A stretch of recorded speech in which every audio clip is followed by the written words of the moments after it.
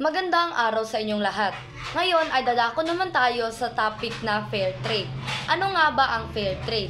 Ang fair trade ay isang kilusan at sistema ng pakikipagkalakalan na naglalayong maging makatarungan at pantay ang kalakalan sa pagitan ng mga mayayamang bansa at may hirap na bansa o maliliit na producer tulad ng magsasaka at manggagawa. Layunin nito na mabigyan ng tamang kita, maayos na kondisyon sa paggawa at respeto sa karapatang pantao at kalikasan ang mga gumagawa ng produkto. Ano-ano nga ba ang katangian ng fair trade? Makatarungang presyo. Sapat na bayad ang ibinibigay sa mga magsasaka at manggagawa para matustusan ang kanilang pangangailangan. Number 2, pagpapahalaga sa tao. Isinusulong ang karapatan ng mga manggagawa at patas na trato sa kanila.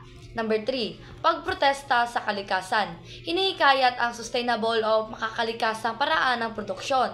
Number 4, transparency at accountability. Tapat na proseso ng kalakalan at malinaw na ugnayan ng mga nagbebenta at bumibili. Number 5, pagpapaunlad ng komunidad. Ang kita mula sa fair trade ay ginagamit din sa edukasyon, kalusugan at iba pang proyekto para sa ikabubuti ng lokal na komunidad. Mga halimbawa ng fair trade ay kape. Ang mga magsasaka ng kape sa Latin America, Africa at Asia ay nagbibigyan ng tamang presyo para sa kanilang produkto sa ilalim ng Fair Trade Certification. Number 2, chocolate. Ang mga nagtatanim ng kakao ay nakakatanggap ng patas na kita at hindi inaabuso ng malalaking kumpanya.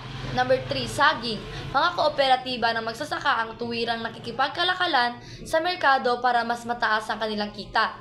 Number 4, handicrafts o gawa ng kamay. Mga produkto mula sa lokal na komunidad tulad ng mga basket, mga alahas, hobby na binibili ng may patas na halaga. Number 5, asukal at tsaa. Mga produktong agricultural na ibinebenta ng hindi lugi ang magsasaka at hindi umaasa sa middleman na sobrang kumikita.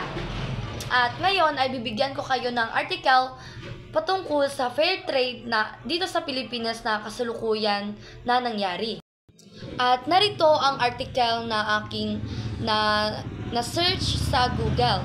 Ito ay ang DTI Trade Fair shows MSMES potential na ipinost ng The Philippine Star noong July 27, 2025 noong 12 a.m. So ang laman nito ay ang Manila, Philippines Beyond, showcasing Filipino craftsmanship, sustainable materials, and technological innovation.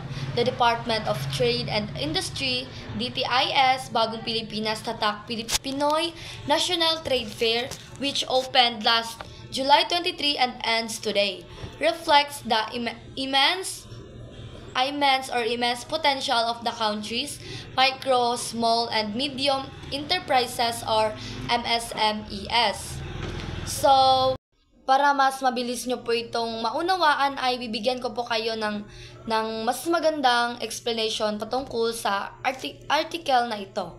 Ang artikulo tungkol sa fair trade o trade fair shows MSMES potential ng Department of Trade and Industry or DTI ay nagpapakita kung paano tinutulungan ng gobyerno ang mga maliliit, katamtaman at micro na negosyo or MSMES na maipakilala ang kanilang mga produkto sa mas malawak na merkado.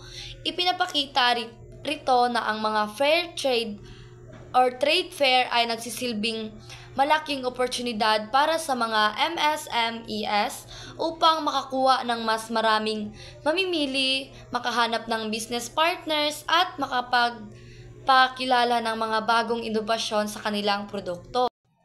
Bukod sa pagbebenta, binibigyang diin din ang paggamit ng sustainable at eco-friendly materials, modernong disenyo at teknolohiya na nakakatulong para makipagsabayan sa kompetisyon sa pamamagitan ng mga programang gaya ng One Town, One Product at Tatak Pinoy Strategy. Suportado ng DTI ang MSMES hindi lamang sa pagbebenta kundi pati sa pag-angat ng kalidad, marketing at packaging ng produkto. Dahil dito, ipinapakita ng artikulo na may malaking potensyal ang MSMES na hindi lang umunlad sa lokal na merkado, kundi maging handa ring makipagkompetensya sa pandaigdigang kalakalan. Sana po ay may natutunan po kayo tungkol sa akin at yun lamang po, maraming salamat.